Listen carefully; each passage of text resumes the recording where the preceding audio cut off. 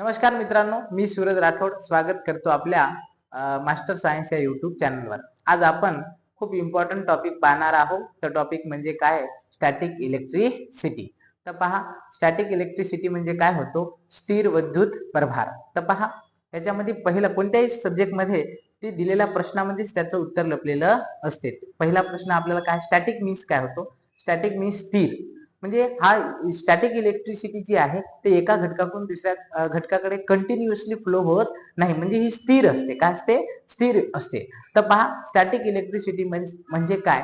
when two objects rub against each other that time electricity is produced, that electricity is called as a static electricity। म्हणजे दोन object जेव्हा एकमेकावर आपण काय करतो? रब करतो आणि त्या टाइमला जी इलेक्ट्रिसिटी काय होते?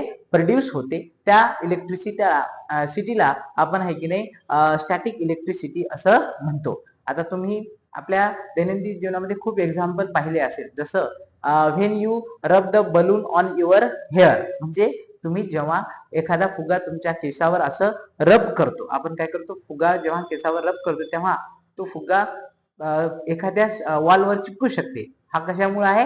स्टॅटिक इलेक्ट्रिसिटीमुळे। त्याच्यानंतर आपला नॅचरल फिनॉमिना जे आहे लाइटनिंग, म्हणजे विजेचा कडकडाट, तुम्ही पावसाळ्यामध्ये पाहिला असेल। हा विजेचा कडकडाट सुद्धा स्टॅटिक इलेक्ट्रिसिटीचा काय आहे? एक्झाम्पल आहे। त्याच्यासोबतच आपल्या दैनंदिन जीवनामध्ये तुम्ही एकमेकाला हात लावताना, एखाद्या मेटलच्या वस्तूंना हात लावताना जे काही शॉक लागल्यासारखं तुम्हाला फील झाला असेल, तर हा शॉक लागल्यासारखा फील सुद्धा कशाचा एक्झाम्पल आहे? Static electricity.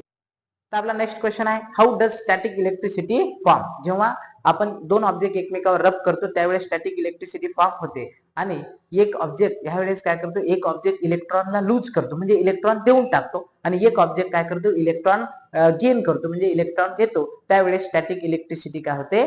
फॉर्म होते। नक्कीच तुम्हाला हा व्हिडिओ आवडला असेल तर लाईक, शेअर आणि सबस्क्राईब करा। थँक्यू।